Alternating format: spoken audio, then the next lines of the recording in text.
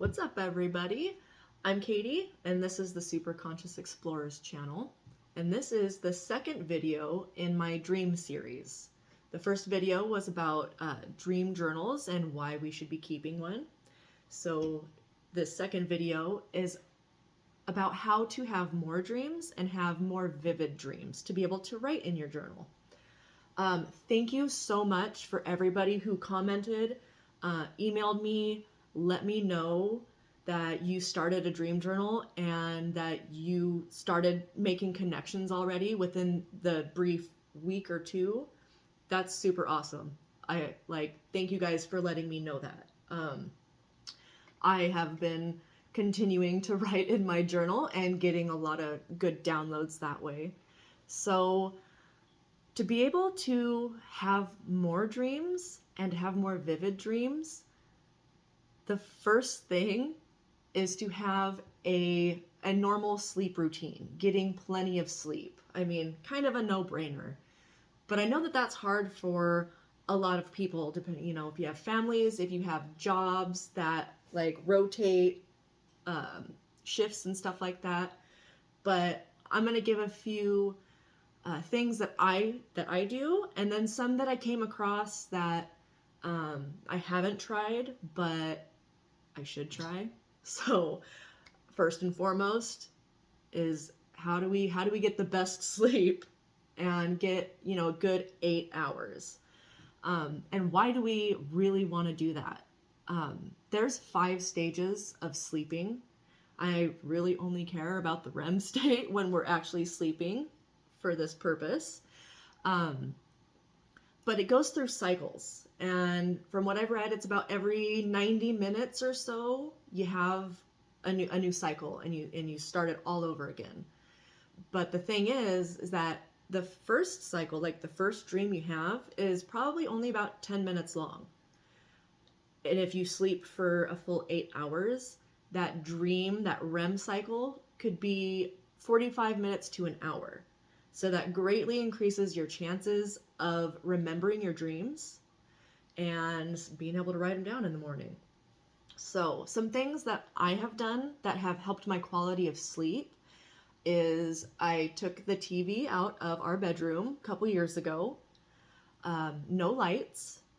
So we want to create a really peaceful, serene environment to be able to sleep. I used to think that I couldn't fall asleep without the TV. No. It was like a couple days, and I was just like, man, this is great. So, a clean environment also matters, because when we're dreaming and using our dreams as a spiritual tool, you got to think of your bedroom as a sacred space. So keeping the environment clean. I have been totally guilty. I have a dresser that is basically a clothes and crystal collector. So I do every week try to go through and clean that off and, give it a vacuum, just make it a little more clean, because they've done lots of studies, like if you work in an environment that's dirty versus clean, and how much the ease and cleaning it up. Okay, no. If you've noticed, working in a messy environment, even though you're not focusing on the mess itself, it's still very distracting. That's what I was getting at. Okay, so a clean environment. I do like to keep some crystals around. My favorite and the one that's always in my bedroom is selenite.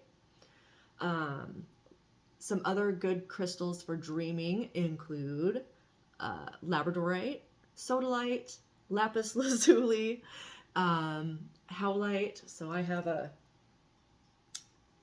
actually been sleeping with this one, and there's a fly in here and it wants to help. But this is labradorite, and then moonstone is also a very good one. So keeping some crystals, scents. So if you do incense or burn sage, diffusers help. there are some herbs that people will burn to help get in that really relaxed state. I haven't tried any of these, but I would like to. So I think here in the next month or two, I'm going to be playing around with, where did it go? Blue lotus, mugwort, and bear with me. This is a Mexican herb, Callia zecachichi. That's what I'm going with. So I am going to experiment burning the herbs and seeing if any of those really elevate my dream experience. When I took the TV out, it's like I still needed some sort of like a white noise. So you could put on meditation music or like listen to binaural beats, which are my favorite.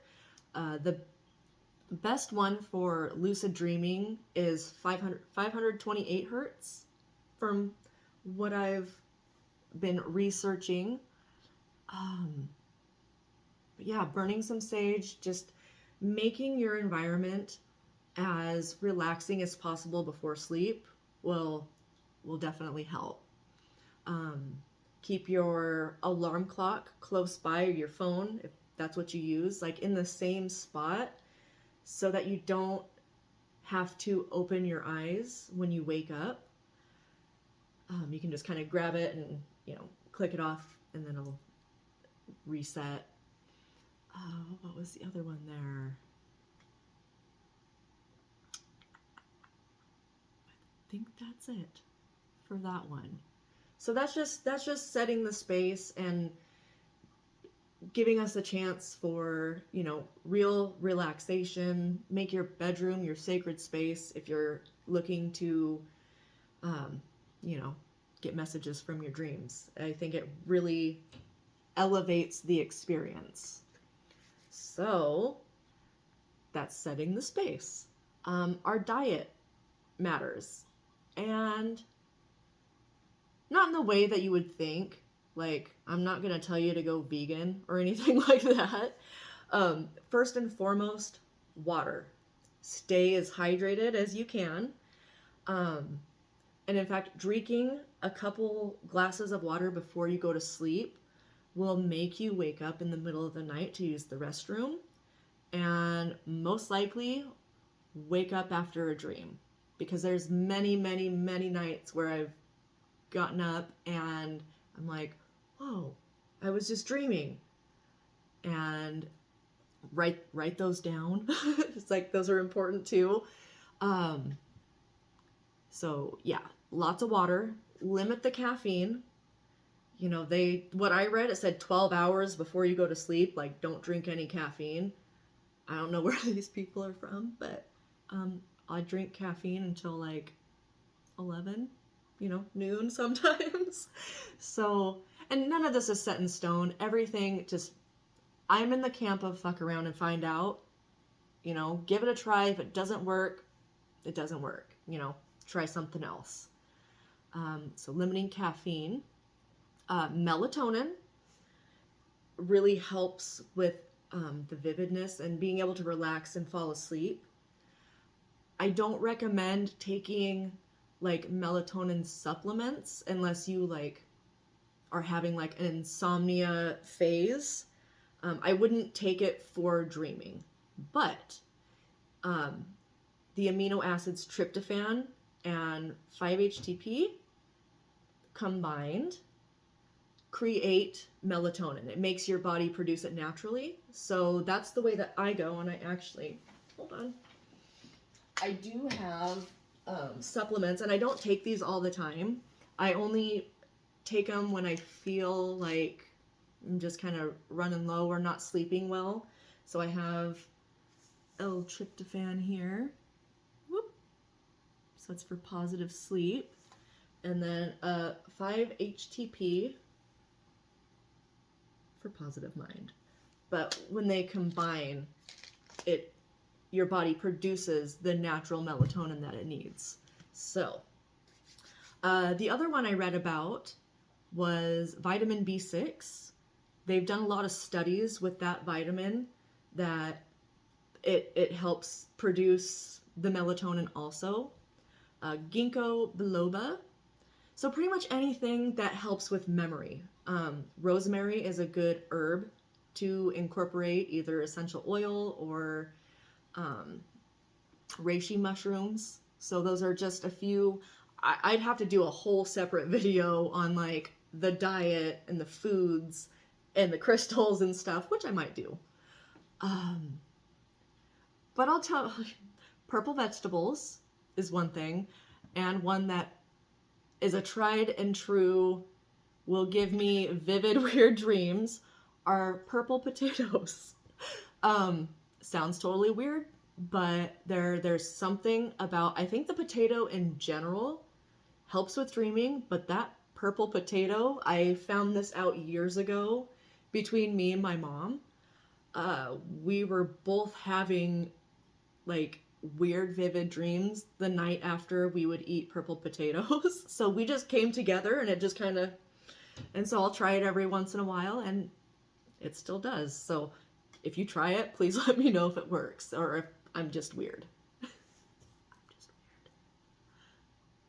So yeah, so just being hydrated, limiting the caffeine, getting your body, nourished, ready for sleep. Those are the important things out of the diet. Okay, now things that you could do, actions to take. Meditate before you go to sleep. Just as I'm drifting off, I will either meditate on a question that I'm asking my guides that I would like, an answer to it in the dream time. But what actually works best for me for a right before sleep meditation is I get into the field of gratitude. Even if I've had a shit day, I sit there and it's like there's still so much to be grateful for, and I will sit there and I just say thank you, thank you, thank you, until I like feel it, because then my brain starts going like things that I am thankful for, and then it just kind of snowballs into like this really amazing gratitude feeling. So I always have really good dreams when I do that. So let me know what you do and like what kind of meditations you do. So that's before bed. And then when you wake up, like I said earlier about having your phone or alarm clock in the same place, so you can just kind of, if it goes off, you know exactly where it's at and you can just snooze it. Or I actually have like 4 alarms that I set in the morning because sometimes I don't always hit that snooze, and I have gotten a few extra hours of sleep accidentally. So I just set multiple alarms. When you wake up in the morning, and that's the whole thing. It's like when you wake up and you can just snooze it. I like to keep my eyes closed and try to stay in the dream as long as I can. Try to remember what just happened before I open my eyes. And then, so that's kind of like my meditation in the morning, is I'm just basically trying to recall what had just happened in my dream. So then when you're ready to get up, it's best to write your dreams down within the first 20 minutes. But like today, actually, it's like I knew I had a dream and couldn't remember it. And then I was working at my muggle job, and all of a sudden I was just like, whoa, okay, I remember. And so I had my dream journal next to me and wrote down what I remembered, and probably go on, this afternoon and probably get more to it. But just write down whatever you can remember first thing, even if it's just one thing. Other things that help to remember your dreams or remember more of it is to tell somebody out loud. Like, try to explain your dream to someone. Because it kind of gets it it's just coming from a different part of you, and to like hear it and start talking about it, sometimes it'll spark other little things. You're like, oh, and then this happened. So oh, and if you are waking up in the middle of the night for one of those restroom breaks, you can whisper it to yourself. I did that the other night. So I'm in the bathroom and I'm whispering my dream to myself because I do weird things. And the last action is, if you can wake up naturally without an alarm, do it. But I think most of us, have to have an alarm for one reason or another. So yeah, those are my tips for having more dreams and more vivid dreams. I know there's no way I could cover it all. This is like tip of the iceberg. So if you have anything else that works for you that you've tried, drop it in the comments below. I would love to hear about it. And share with each other, how you get your dreams and how it all works out for you guys. Because I'm super curious. There's always more to learn. There's always different avenues to traverse, and we all get information differently. So super curious. So let me know. Thank you guys so much for your likes, your comments, your shares, your subscribes, all you new subscribers, all you old subscribers. I love you guys. And I think the next video in this dream series is going to be about different types of dreams. So stay tuned for that. I love you guys. You're awesome. And I will see you soon.